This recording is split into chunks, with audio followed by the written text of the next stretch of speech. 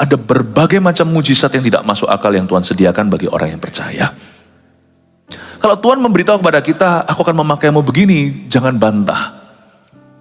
Kalau Tuhan berkata, kamu harus berubah, percayalah, Dia yang suruh kita berubah, memberi kita kuasa perubahan itu.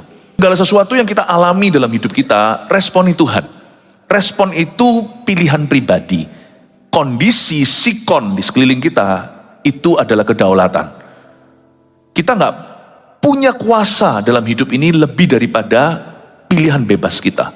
Yang penting pokoknya respon hati. Sudahlah, lupakan yang lalu, mengarah pada tujuan. Kalau di belakang Anda ada cacat celah, yang penting di depan jangan cacati. Jangan celah masa depanmu. Masa depanmu itu bergantung masa kini pilihanmu. Bergaul dengan Tuhan. Kita akan baca ya, nanti ayat per ayat, berapa ayat saya baca, berhenti di mana, kalau saya lupa tolong ingatkan saya di ayat terakhir tadi, ayat berapa itu. Ayat 9 dulu. Inilah riwayat Nuh. Nuh adalah seorang yang benar dan tidak bercelah di antara orang-orang sezamannya. Dan Nuh itu bergaul dengan Allah. Nuh memperanakan 3 orang laki-laki, Sem, Ham, dan Yafet. Ayat 9 saya bahas dulu. Inilah riwayat Nuh. Ini nggak main-main. Inilah riwayat seorang petani. Zaman dulu hanya ada 2 profesi, yaitu petani, lalu habis itu peternak. Kain dan Habil, dua-dua anak Adam dan Hawa, yang satu mempersembahkan korban dari hasil buminya, yang satu dari ternaknya. Nuh juga turun-temurun belum jauh dari Adam itu. Tapi Nabi Nuh bisa buat kapal. Jadi ayat ini sendiri sudah tidak masuk akal. Seorang petani membuat vessel. Ini aja sudah membuat pikiran saya seperti blow up, sudah meledak. Dari perjanjian lama itu kita melihat mujizat Tuhan, dan jangan kasih Tuhanmu itu batas dalam hidupmu. Seorang yang berkecimpung di agrikultur, beratus-ratus tahun, zaman dulu orang hidupnya ratusan tahun usia. Tapi waktu Tuhan berkata sama dia, kamu buat kapal, dia percaya, terjadilah. Kita nggak boleh ngawur. Tapi di tahun pergeseran yang hebat dan besar ini, ada berbagai macam mujizat yang tidak masuk akal yang Tuhan sediakan bagi orang yang percaya. Kalau Tuhan memberitahu kepada kita, aku akan memakaimu begini, jangan bantah. Kalau Tuhan berkata, kamu harus berubah, percayalah, Dia yang suruh kita berubah, memberi kita kuasa perubahan itu. Inilah riwayat Nuh. Nuh adalah seorang yang benar dan tidak bercela. Dia seorang yang benar dan tidak bercela. Masa sih? Kalau kita baca nanti ayat-ayat berikutnya, di kebaktian terakhir yang nanti malam hari ini, saya akan bahas bagaimana kita bisa belajar dari kesalahan. Nuh punya celah. Kita semua tahu, saya kasih bocoran. Nuh itu pertama kali mencicipi anggur, dia suka, lalu nanti berlebihan, lalu dia mabuk, lalu dia sempat telanjang dilihat sama putranya sendiri. Bukan berarti orang kalau di mata Tuhan benar dan tidak bercela itu dia tidak belajar dari kesalahannya. Kesalahan apapun yang Anda sudah alami di belakang itu sudah gak relevan. Yang penting Anda belajar daripadanya.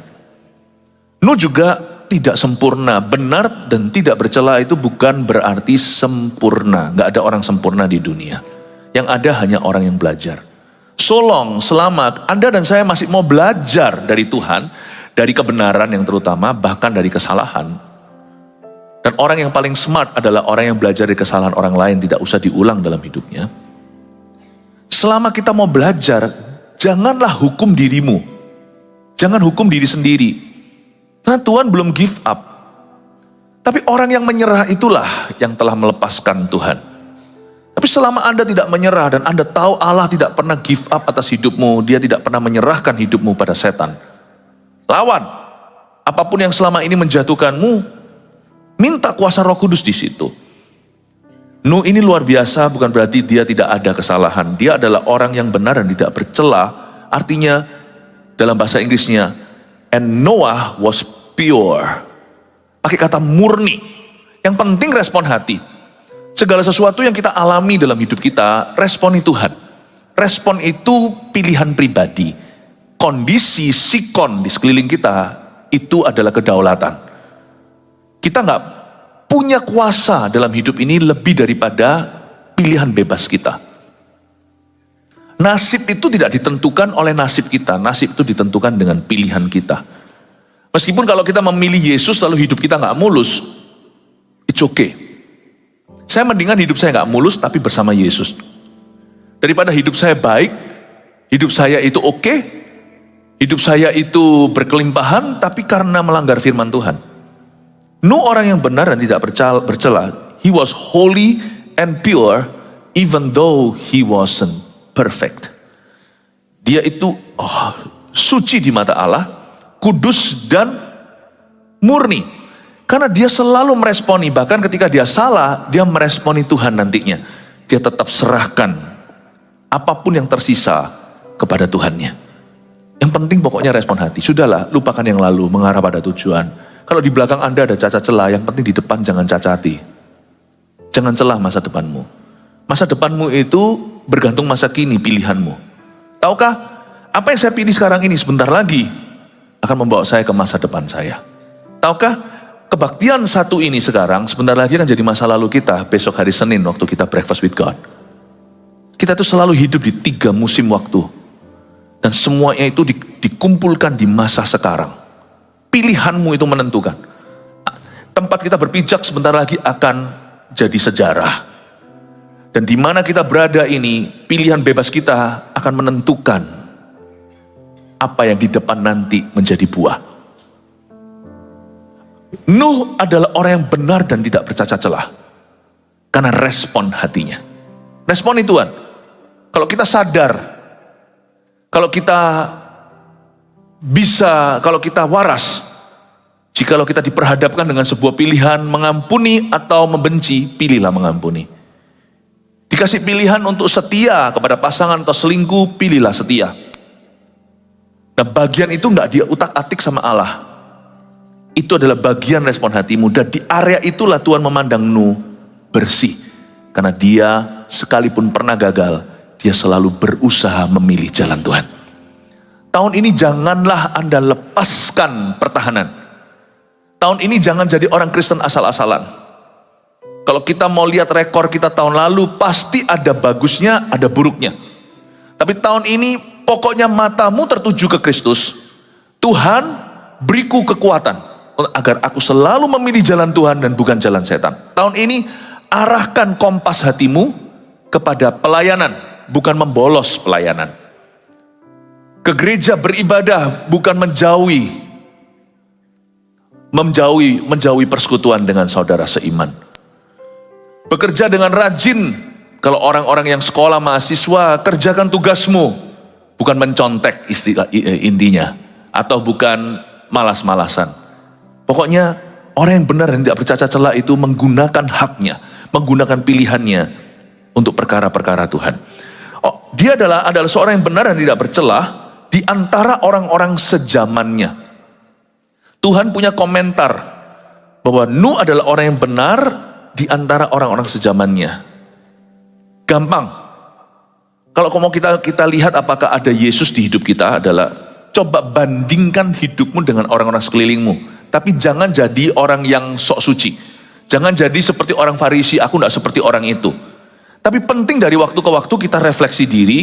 Sudahkah hidupku beda dengan orang-orang yang ada di sekeliling saya? Kalau mereka menyembah berhala, apakah saya tetap setia kekristenannya? Kalau teman-temanku di tempat kerja pada korupsi, apakah aku bersih? Misalnya, jikalau dalam pelayanan, orang-orang pada dasarnya pelayanan itu, mereka itu waktu melayani bagus tapi hidupnya nggak keruan. Apakah hidupku juga seperti itu? Penting sekali kita bisa compare hidup kita dengan our surrounding atau sekeliling.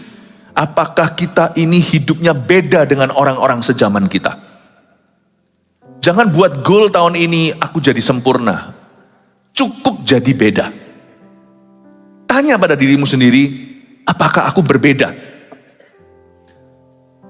Itu menjadi tolak ukur kita apakah kita bertumbuh. Demikian pula orang-orang di rumah kita. Apakah mereka bisa melihat hidup kita itu berbeda dengan orang-orang sejaman kita? Atau orang-orang sejawatan? Dan tahun 2024 saya punya goal resolusi dalam hidupku. Tahun ini bukannya saya mau jadi lebih kaya, lebih terkenal, bukan. Tahun ini Dan tahun lalu, nanti Desember lawan Desember, atau Januari lawan Januari, tahun ini apakah aku lebih tabah? Saya tidak pernah membuat target tahun ini, saya nggak punya masalah. Tetapi masalah yang sama, saya akan compare apple to apple. Saya akan compare kepala dengan kepala. Kalau tahun lalu aku gentar, tapi tahun ini apakah aku maju tak gentar? Saya harus bisa punya tolak ukur. Sedangkan kalau kita peduli dengan kesehatan jasmani kita, dikit-dikit kita ke lab, kita cek kolesterol, trigliserida. Orang mau cek jantung itu pakai treadmill, ya kan? Kalau sudah mulai berusia dilihat apakah ritme jantungnya sehat. Kenapa kita tidak bisa mengukur sendiri kesehatan rohani? Kita perlu. Tahun ini di awal Januari saya mulai banyak merenungkan. Apa yang saya mau targetkan tahun ini? Target pelayanan ada, seperti Anda target kerjaan. Tapi itu semuanya bukan yang terutama, itu sekunder. Target ke satu adalah, am I different? Am I living different this year? Apakah hidupku tahun ini berbeda dengan last year, dengan tahun lalu? Saya mau bertumbuh. Problema orang Kristen adalah 40 tahun di padang gurun, tapi muter-muter terus seperti orang Israel di perjanjian lama. Never. Targetkan pertumbuhan rohanimu.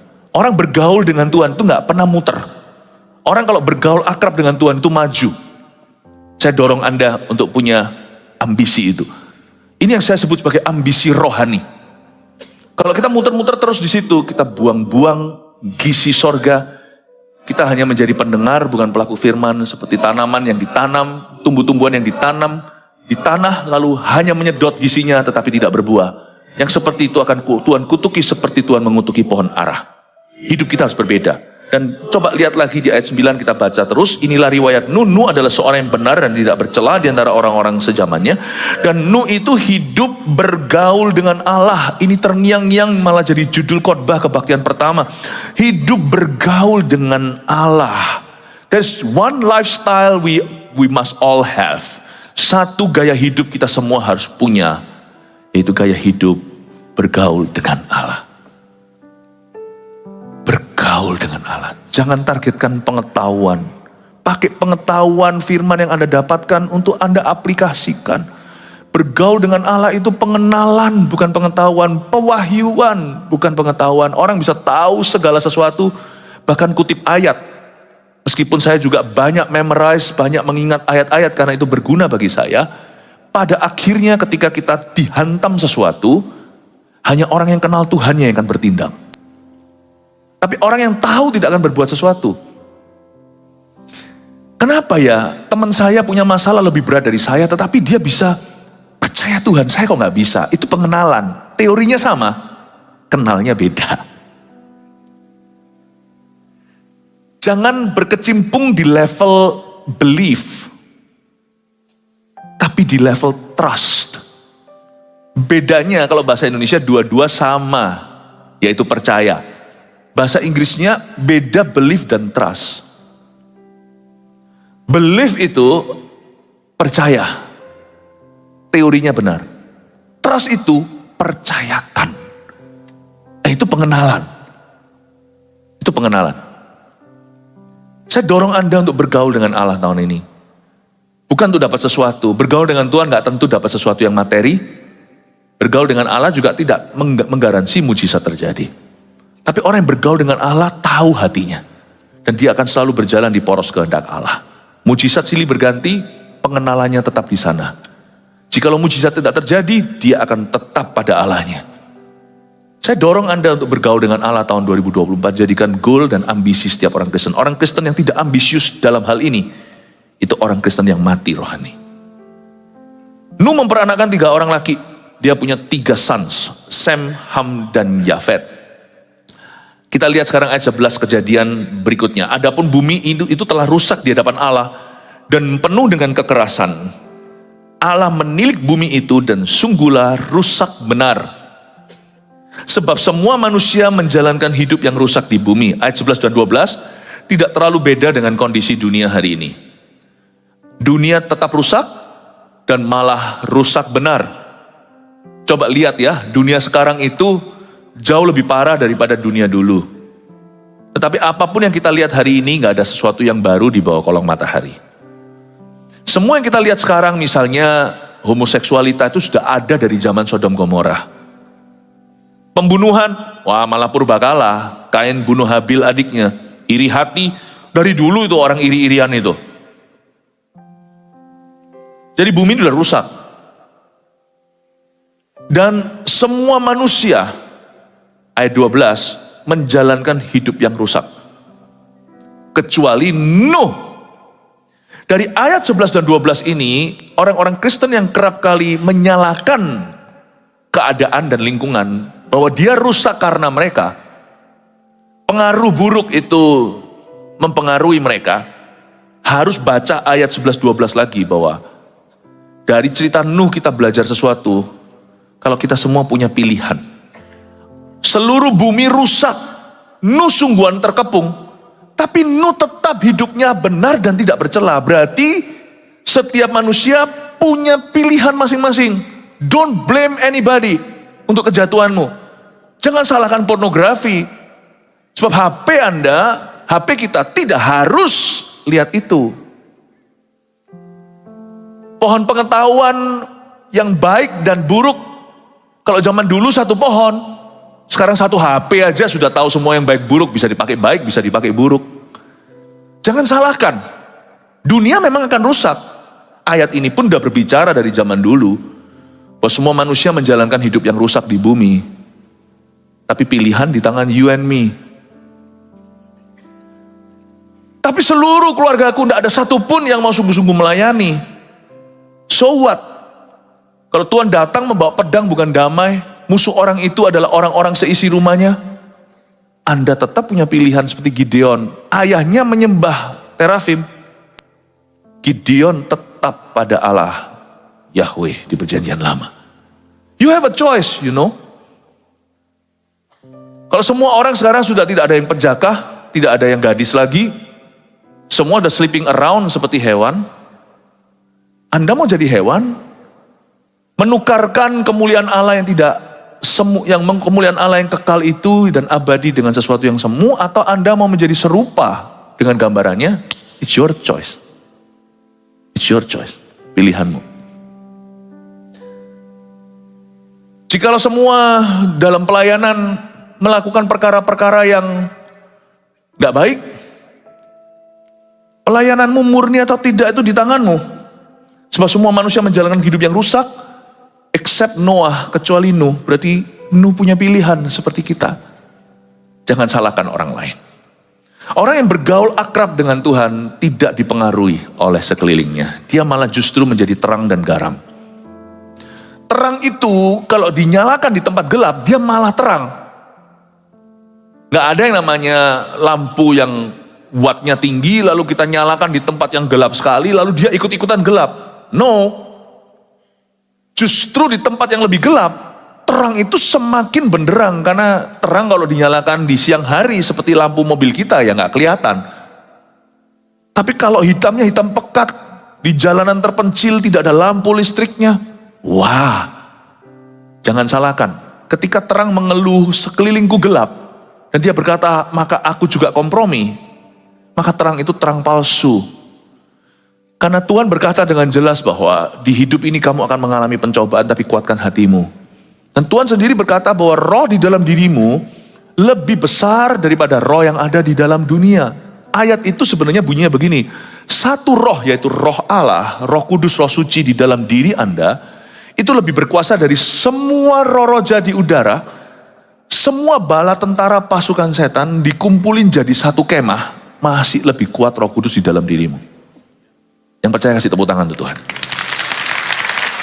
Jadi kita nggak harus rusak. Nggak harus rusak. Dan kita nggak perlu rusak. Orang yang bergaul dengan Tuhan punya kepercayaan. Bahwa aku akan membawa pengaruh. Aku bukan yang kena ngaruh. Aku bukan yang dipengaruhi. Latihlah. Jangan harapkan dunia lebih baik. Dunia tidak akan lebih friendly. Kita akan ditempa tahun ini. Kiri kanan digeser, Anda tidak akan pernah tergeser. Kenapa? Karena Anda berdiri pada pihak Tuhan. Bergaulah dengan Tuhan Yesus. Anda akan melihat kuasa. Meskipun kuasa Tuhan itu bukan tidak akan membuat hidupmu tanpa masalah, tapi kuasa Tuhan itu membuatmu bertahan dalam masalah. Bukan berarti tanpa peperangan kemenangan itu terjadi. Kemenangan itu disediakan mungkin lewat perang dulu. Jangan cepat-cepat lemparkan handuk putih.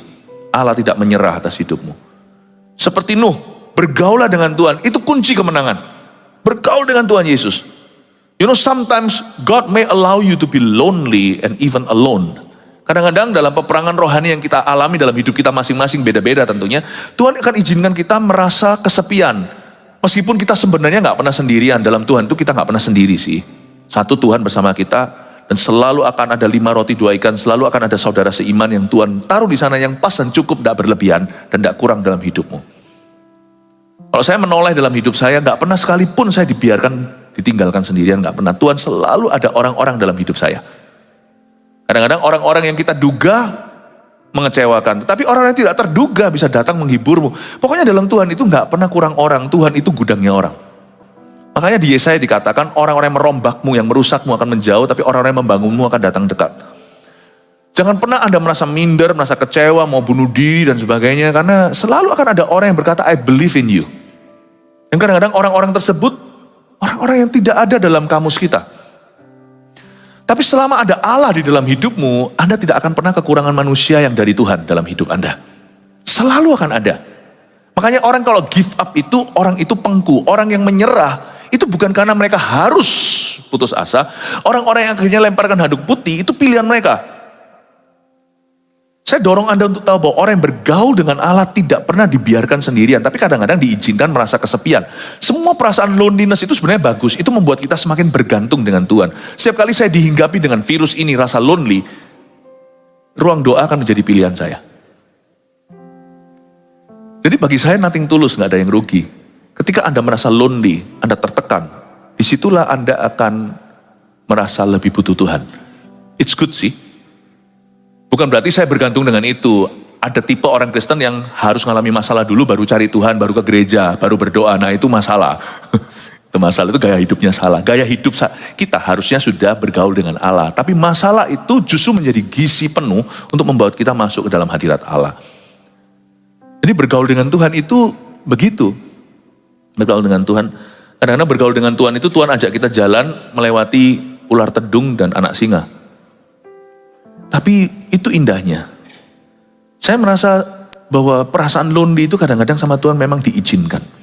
Padahal ada manusia-manusia yang Tuhan kirimkan, tapi kadang-kadang Tuhan putus hubungan. Putuskan hubungan itu sementara dalam satu periode waktu untuk membuat kita cari Tuhan dulu. Itu luar biasa. Jadi jangan anti perasaan sepi. Jangan anti perasaan sendiri. Cuman jangan di-entertain. Jangan manjakan perasaanmu, lalu berkata aku sedih, duduk sendiri, ambil tali, mau bunuh diri, talinya putus, gak jadi mampus. Janganlah Anda manjakan. Perasaan lonely itu gizi penuh untuk cari hadirat Allah. Untuk bergaul dengan Tuhan. Amin Bapak Ibu Saudara. Coba pelajari Yesus. Yesus pada waktu ada di padang gurun sendirian, ujung 40 hari, dia dilayani malaikat. Sadarkah Anda bahwa anak Allah pun yang punya persekutuan sempurna dengan Allah Bapa dan Allah Roh Kudus. Tuhan dalam kondisinya sebagai manusia, Bapa utus malaikat dengan wujud yang kelihatan untuk melayani dia. Bayangkan. Tuhan itu baik sekali. He will never let you be alone this year. Tapi lain cerita dengan orang yang mengunci diri. Yang jadi seklusif. Ada pula orang-orang Kristen yang akan mundur, meninggalkan persekutuan saudara seiman, meninggalkan pertemuan-pertemuan seperti yang dibiasakan orang dan diperingatkan oleh Paulus, jangan dilakukan. Lalu habis itu mengunci pintu segalanya, dalam bahaya. Coba kalau Anda lihat semua dokumentasi tentang fauna dunia hewan, singa itu mengaum-ngaum hendak menerkam. Dalam hal ini bukan singa Yehuda, singa ini lambang setan. Kalau singa-singa itu mau makan kerbau-kerbau Afrika, dia cari mereka yang kesasar, yang tersesat atau yang menjauhi dari kawanan. Meskipun gereja itu bukan Tuhan, tapi gereja itu dari Tuhan. CG itu adalah tempat-tempat pos-pos di mana kita itu ditanam. Ada pot-potnya. Sebenarnya kalau kita menjauhi itu, meskipun itu bukan Tuhan, kita semua punya Tuhan, I know, kita di rumah juga bisa sembahyang, saya tahu. Tapi ini kan juga dari Tuhan. Ini kan cara Tuhan memfasilitasi pertumbuhan. Dan Anda lihat ya, kerbau-kerbau itu ketika menjauh, mereka justru jadi mangsa. Apalagi kalau mereka terluka, si singa bau darah. Apalagi kalau ada luka hati, luka batin, salah sangka. Atau yang lemah lah, gak perlu harus luka. Apalagi setiap rusa-rusa wildebeest di Afrika itu yang baru melahirkan, itu baby-babynya hati-hati. Kalau dia gak dekat induk-induk. Gak cuman dengan si mama rusa, tetapi juga dengan tante rusa, om rusa, semuanya. Itu kalau dia menjauh, semua kawanan macan itu akan melihat itu. Makanya baby rohani itu harus segera digembalakan. Harus segera digembalakan. Bukankah itu tangga-tangga Yakub ke sorga? Setiap orang sih taunya pokoknya aku punya Tuhan. Tapi nggak semua orang bisa langsung melayang hebat, langsung naik ke situ. Ada tangga-tangga ke sana. Yakub ditunjukkan di Betel. Betel itu artinya rumah Allah. Inilah tangga. Yakub berkata, inilah rumah Tuhan. The house of God serves, berfungsi seperti tangga-tangga itu. Bukan hanya kita yang naik ke situ, anak cucu kita akan naik ke sana nanti. Bergaul dengan Allah, tidak bisa kita bergaul hanya dengan Allah. Sadarkah Anda? Bergaul dengan Allah itu besi menajamkan besi, manusia menajamkan manusia. Ini bukan konflik maksudnya. Pembentukan adalah bagian dari itu, tapi bukan intinya. Maksudnya Anda berada di tengah-tengah api unggun Tuhan. Kita saling memanaskan. Kalau orang tidur sendiri dia kedinginan, tapi berbahagialah orang yang waktu tidur saling menghangatkan. Tali 3 lembar susah putus, kata pengkhotbah. Bergaul dengan Allah tidak bisa eksklusif dengan Allah saja. Saya kadang-kadang mikir loh, andai kata saya hidupnya itu lone ranger sendirian. Saya tidak berada di tengah-tengah Anda, bisakah saya survive? Bukankah umat Tuhan selalu berkata, wah imannya kuat segala, bahkan terjadi mujizat. Enggak, saya aja gak akan bisa survive. Saya tahu itu. I need God's people. Please jangan menjauh for your own sake. Kalau saya ngomong gini motivasi saya bersih. Sungguhan. Saya tidak pernah takut kehilangan member. Karena gereja tidak pernah takut kehilangan anggotanya. Sebenarnya bukan gereja yang butuh anggota. Anggota yang butuh gereja. Pahami itu. Saya pun butuh gereja sebagai pendetanya. Saya dorong Anda. Jangan menjauh. Bergaul dengan Allah itu gak bergaul dengan Allah tok. Tapi harus bergaul, bukan hanya bergaul dengan Roh Kudus doang atau saja. Bergaul dengan Allah itu berarti juga bergaul dengan umat Allah. Yang merombakmu akan jauh, yang membangunmu akan mendekat. Saya dorong Anda untuk lebih rajin beribadah, untuk rajin pelayanan. Tapi atur waktu, jangan paksakan. Tuhan gak pernah minta sesuatu daripadamu, korban yang berlebihan. Tuhan tidak pernah meminta sesuatu yang Anda tidak punya. Allah kalau meminta sesuatu dalam kehidupan umatnya, selalu meminta sesuatu yang mereka miliki. Baik itu waktu yang Anda, bukan sisihkan, saya nggak suka kata sisih, kalau sisih itu seperti sisa. Tapi waktu yang Anda sudah kelola, time management yang bagus, ini untuk pelayanan, ini untuk kerja, memang kalau secara kuantitas, kerja lebih banyak, karena check log di kantor kan. Kecuali kalau Anda kerja di gereja, saya ini setiap hari ke gereja loh. Setiap hari ke gereja, kantor saya juga di gereja. Tapi secara kualitas, kalau memang bukan kuantitas karena Anda di marketplace kerjaannya, pastikan bahwa waktu-waktu pelayananmu itu kau pakai sungguh-sungguh untuk bergaul dengan Allahmu dan bergaul dengan umatnya. Jangan dipakai untuk hal-hal yang gak perlu. Dan jika terjadi gesekan itu paketnya. Pastikan itu membuatmu menjadi serupa dengan gambarannya, bukan membuatmu mundur teratur. Karena kita gak punya quantity. Pastikan kita dapat quality. Pelayanan itu harus membuatmu bertumbuh. Sebagai pengkhotbah aja saya berkhotbah 5 kali misalnya hari ini, besok 6 pagi pukul 4.30. Jemaat bertumbuh, semoga sih ini doa saya. Kalau nggak gitu, nggak akan kami berdoa sembunyikan di balik salibmu Allah beracara. Semoga sih, Anda bertumbuh semua. Saya percaya Anda semua akan bertumbuh lewat firman yang dibagikan. Tapi saya juga harus bertumbuh yang membagikan firman. Waktu saya memberitakan firman seperti ini dan berkhotbah, bukan hanya Anda yang bertumbuh, saya bertumbuh. Apa yang saya pelajari setelah nanti saya turun panggung, lalu kebaktian berikutnya?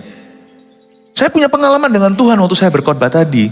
Oh iya ya Tuhan ya, Tuhan tuh baik ya. Bahkan hal-hal yang tidak saya pikirkan terucapkan. Kalau ada hal-hal yang masih nyangkut di hati, saya turun dari sini lalu ada yang namanya post preaching stress, itu ada. Semua preacher tahu itu. Aduh, tadi kok lupa ya mau ngomong ini.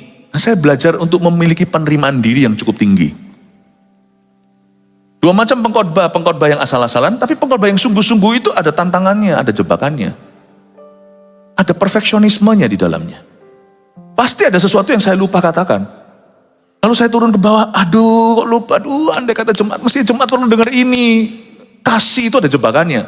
Mengasihi itu kan ingin memberi yang baik, yang terbaik. Kalau kurang itu rasanya tertuduh di sini. Tapi Tuhan ajari saya untuk menerima diri. It's okay. It's not what you say. Wow, saya bertumbuh. Saya pastikan setiap pelayanan itu saya tumbuh dulu. Kalau Anda melayani, Anda harus bergaul dengan Allah. Belajar sesuatu dari Roh Kudus. Jangan cuma pikirannya, aku sambut jemaat misalnya asyir. Tapi Anda belajar untuk bersuka cita. Sedangkan hari ini mungkin kemarin Anda dapat masalah. Gimana Anda tersenyum? Anda punya dua pilihan. Memalsukan senyum, misalnya seorang asyir, atau Anda tetap memilih untuk tersenyum, menjadi berkat buat orang lain, dan sisihkan dulu masalahmu, dan percaya Tuhan akan menanggulanginya bersama dengan Anda esok hari. Bergaulah dengan Allah, lewat setiap tool-tool yang diberi. Jangan sia-siakan waktumu dengan Roh Kudus di dalam gereja. Amin Bapak Ibu Saudara, belajarlah sesuatu. Nah sekarang kita lihat ayat 13. Berfirmanlah Allah kepada Nuh, aku telah memutuskan untuk mengakhiri hidup segala makhluk. Sebab bumi telah penuh dengan kekerasan oleh mereka. Jadi aku akan memusnahkan mereka bersama-sama dengan bumi. Buatlah bagimu sebuah bahtera dari kayu gofir. Bahtera itu harus kau buat berpetak-petak dan harus kau tutup dengan pakal dari luar dan dari dalam. Beginilah engkau harus membuat bahtera itu. 300 hasta panjangnya, 50 hasta lebarnya, dan 30 hasta tingginya. Buatlah atap pada bahtera itu dan selesaikanlah bahtera itu sampai ke sehasta dari atas dan pasanglah pintu pada lambungnya. Buatlah bahtera itu bertingkat bawah, tengah, dan atas, 3 story atau 3 level. Kalau kita baca begini ya, kecuali kalau Anda arsitek atau Anda insinyur, saya aja sebagai pendeta hamba Tuhan untuk baca gini, aduh malas ini apa nih hasta-hasta.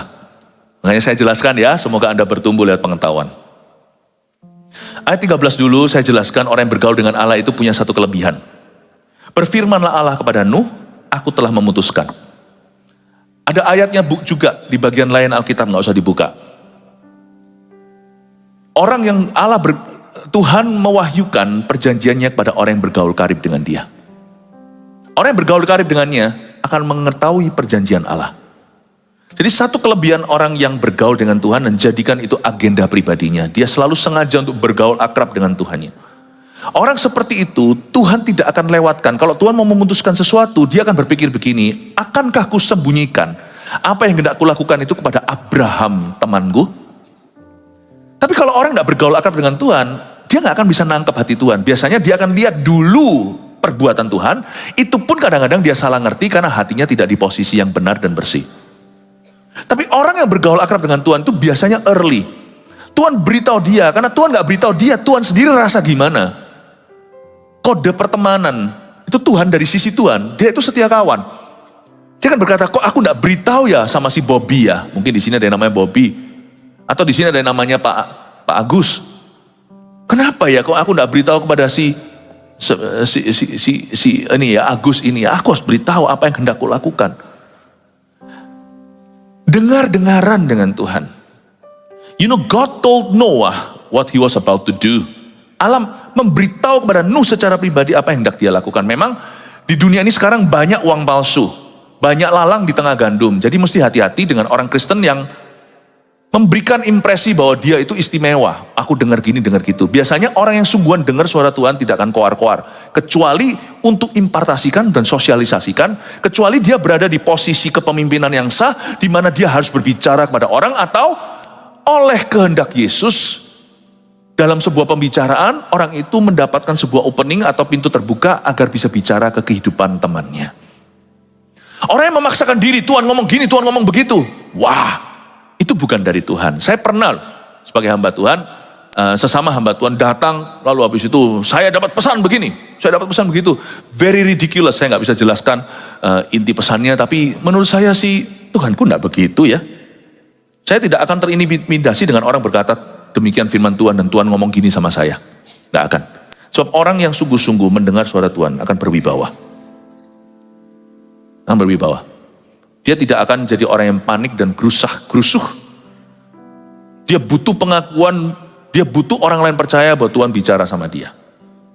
Dia akan tenang kalau Allah berbicara, berfirman kepadanya. Tapi saya coba berikan disclaimer-nya dulu bahwa akan ada orang-orang di akhir zaman ini yang ngaku-ngaku. Yang pasti kalau Allah berbicara kepada seseorang, Tuhan tidak akan melanggar firman-Nya sendiri. Jadi pengetahuan dasar tentang firman, apa yang boleh, apa yang jangan, itu jangan dilanggar. Kalau Tuhan berbicara sesuatu yang lebih spesifik, yang tidak dicatat di dalam firman, misalnya peneguhan, misalnya arah-arah tertentu yang Tuhan ingin kita memperhatikan itu. Dan kalau itu sungguh-sungguh dari Tuhan, itu akan terjadi karena Tuhan adalah Allah yang meneguhkan perkataan hamba-hambanya dan melakukan keputusan yang diambil oleh utusan-utusannya. Tuhan tidak perlu dibantu, kita taat saja. Tetapi saya ingin menekankan setelah disclaimer-nya, bahwa orang yang bergaul akrab dengan Tuhan punya satu privilege, punya satu hak istimewa. Tuhan akan bicara kepadanya sebelum sesuatu terjadi. Tidak selalu segala sesuatu yang terjadi. Kadang-kadang Tuhan izinkan kita tidak tahu apa-apa, dan kita beriman melaluinya. Justru iman kita bertumbuh waktu kita tidak tahu. Tetapi kadang-kadang Tuhan akan memberitahukan sesuatu. Dan kalau Tuhan kadang-kadang memberitahu sesuatu, selalu dia beritahukan kepada orang yang bergaul akrab dengan dia. Kadang-kadangnya Tuhan itu 100% untuk orang yang akrab. Kalau Tuhan selalu harus ngomong dulu, kan Tuhan di bawah kita. Berarti kan Tuhan harus selalu kulonun sama kita dulu, atau permisi dulu. No. Tapi terkadang kalau dipandang Tuhan baik, dia harus memberitahukan kepada hamba-hambanya, dia akan memberitahu kepadamu.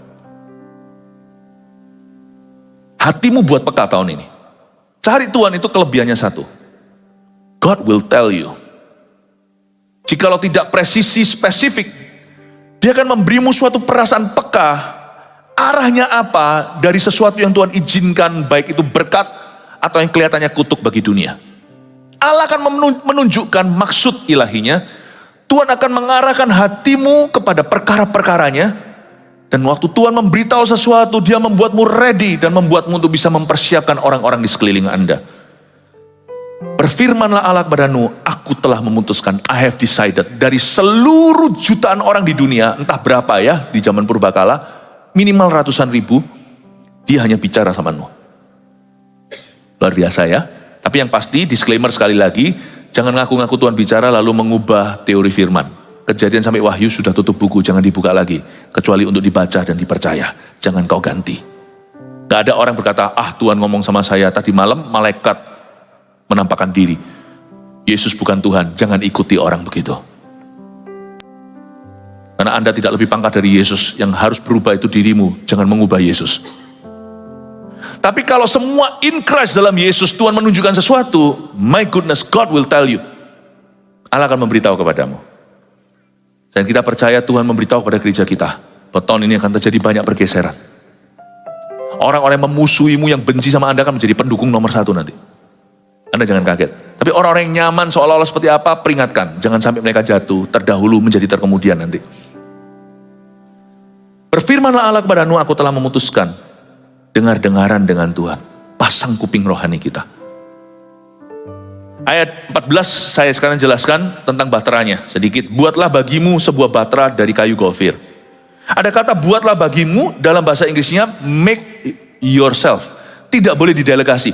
tahun ini ada hal-hal yang boleh Anda serahkan ke orang lain atau disubkonkan. Tapi ada hal-hal tertentu yang tidak boleh diwakilkan.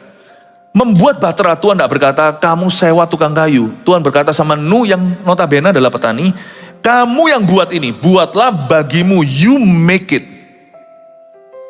Tanya sama Tuhan. Orang yang bergaul dengan Tuhan itu akan tahu peran. Dia akan tahu bagaimana, dia akan punya hikmat Salomo untuk bisa membedakan mana yang dia bisa subkonkan, mana yang dia harus turun tangan. Jangan cuci tangan seperti Pilatus. Tahun ini Anda mesti harus turun tangan. Sebelum Anda turun tangan apa-apa, angkatlah tanganmu dalam doa dulu dan minta Tuhan upload sesuatu, download sesuatu sebelum Anda bisa uploadkan. Atau minta upload sesuatu dari Tuhan dalam dirimu sebelum Anda downloadkan kepada orang-orang sekeliling Anda. Buatlah bagimu, make yourself. Not make for yourself. Bukan buatlah untuk kamu. Bahtera tidak pernah untuk Nuh, tapi Nuh untuk bahtera, dan bahtera untuk dunia. Buatlah bagimu, make yourself. Tidak boleh didelegasi. Sebuah bahtera dari kayu gofir. Tolong diingat, sebelum zaman Nuh, dunia belum turun hujan. Dari dulu, yang mengairi tanah sehingga gembur menjadi tanam-tanaman tumbuh-tumbuhan, itu mata air. Belum ada hujan dalam ciptaan. Jadi Nuh waktu diberitahu, kamu bikin bahtera, dan sebuah bahtera dari kayu gofir. Nuh gak ngerti ini untuk apa ya Tuhan. Dia gak tahu. Dan bahtera itu harus kamu buat berpetak-petak, harus kau tutup dengan pakal dari luar dan dari dalam, disuruh pakai ter atau pitch dalam bahasa Inggrisnya, dipakai bahan aspal yang tahan air, waterproof.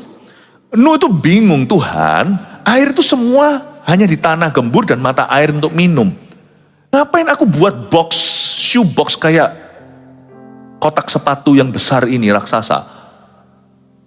Dibuat dari kayu dan luar dalam harus dipasang, harus pakai pitch atau harus kau tutup dengan pakal atau pakai ter. Untuk apa ya? Semua itu ada simbolnya. Orang yang bergaul dengan Allah itu, apa yang di dalam tidak akan dia keluarkan. Apa yang dari keluar tidak ada. Luar terlindung dari dalam. Dalam tersimpan, tidak keluar. Lihat ya orang bergaul dengan Tuhan ya. Dia itu punya pakal luar dalam. Yaitu pengaruh luar, air bah tidak akan meresap masuk ke dalam bahtera lalu mereka tenggelam mati di sana. Pengaruh dunia nggak bisa masuk ke sini. Sorry, nggak bisa. Tapi apa yang masuk ke kita nggak akan bocor keluar. Orang yang bergaul dengan Allah tapi bocor mulutnya itu nggak kenal Tuhan sungguhan. Kemuliaan Allah, kemuliaan raja dalam menyimpan rahasia. Itu di kitab Amsal. Anak-anak raja juga. Seorang anak Tuhan, seorang hamba Tuhan, yang kenal Tuhannya, apa yang masuk, tidak akan dia bocorkan. Orang yang bisa dipercaya bukan hanya oleh Tuhan, tapi oleh sesamanya. Are you like that? Sesuatu manifestasi orang yang bergaul dekat dengan Allahnya. Luar dalam ada pakal. Tapi ini bukan hanya bicara secara simbolis, tapi ini sungguhan bahtera dibuat begini. Kalau saya baca begini ini, Nuh mikir apa ya? Disuruh buat sebuah bahtera di atas gunung lagi. Dari kayu gofir. Ayat 15, beginilah engkau harus membuat bahtera itu. 300 hasta panjangnya, jadi panjangnya 150 meter. 50 hasta lebarnya itu 50 hasta berarti kurang lebih 25 meter. Coba bayangkan ya, 150 meter itu panjang. 25 meter itu lebarnya, 30 hasta tingginya itu 15 meter tingginya. Jadi ini bukan seperti kapal Titanic, ini seperti kotak sepatu, tapi raksasa. Dan kalau dihitung ini ukuran-ukurannya, saya sempat iseng dan riset, setengah daripada bahtera itu, size-nya supaya memberi Anda sebuah ide, gambaran, setengah. Kenapa saya bilang setengah? Karena di petak-petakan ada kamarnya Nuh, ada kamarnya anak-anaknya, anak menantunya. Nggak mungkin lah semua dipakai untuk hewan. Pasti ada tempat untuk persediaan makanan segalanya. Jadi saya cut aja ya. Dari semua hitungan matematika konstruksi ini, 150 meter panjang, 25 meter lebar, 15 meter tinggi. kira-kira setengah kapasitas Bahtera itu bisa menampung 136.560 domba atau kambing. Jadi itu betul-betul a big zoo. Gede itu tempatnya. Ini Nuh pasti mikir, buat apa ini? Hujan setetes pun belum pernah turun rintik-rintik di dunia. Kita sekarang ngerti air bah karena kita pernah tsunami. Zaman dulu mereka berkata tsunami itu su apa? Nggak ngerti. It takes faith, untuk bergaul dengan Tuhan. Tuhan nggak akan pernah menyuruh kita melakukan sesuatu yang absurd atau sesuatu yang gila. Tuhan akan melakukan, tapi Tuhan tidak berjanji melakukan semua yang masuk akal bagimu. Nggak masuk akal. Ada banyak proyek Tuhan itu nggak masuk akal di hidup kita. Makanya butuh iman. Makanya tanpa iman kita nggak bisa senangkan Tuhan. Dan disuruh buat atap pada Bahtera itu segalanya, dia berkata, untuk apa? Nanti di ayat 17 dijelaskan, sebab sesungguhnya aku akan mendatangkan air bah.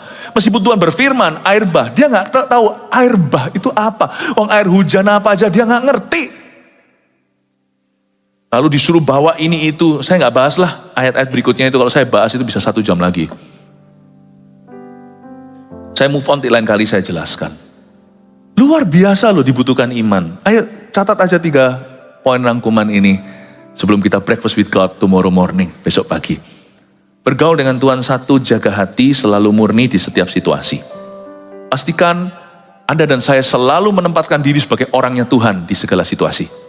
Jangan jadi orangnya orang, orangnya Tuhan.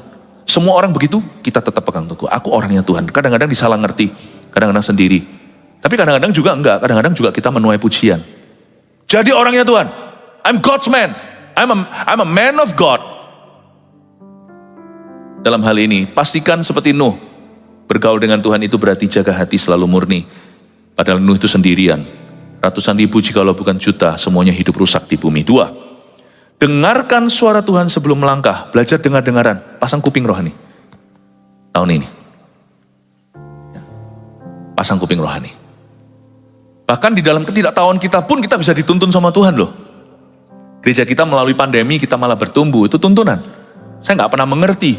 Kenapa sebelum pandemi itu tim multimedia kita gemuk. Bukan orang-orangnya maksudnya. Timnya. Apalagi kita waktu tahun 2020. Waktu di tempat yang lama, kita baru di sana berdiri. Wah, besar pasak dari tiang. Saya nggak ngerti. Boom, pandemi bulan Maretnya, kita baru ibadah 3 bulanan. Setelah itu, game changernya.